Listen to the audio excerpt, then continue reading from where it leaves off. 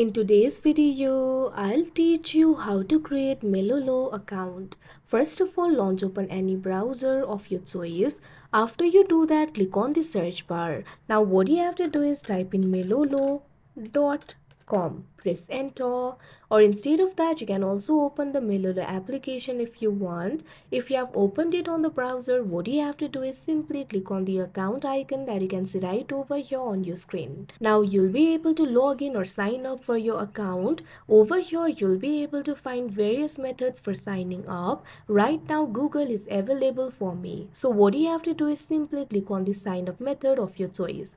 If you also selected the option for Google, what you have to do is choose an account to continue. Simply click on the Google account that you would like to use in order to create the account for yourself.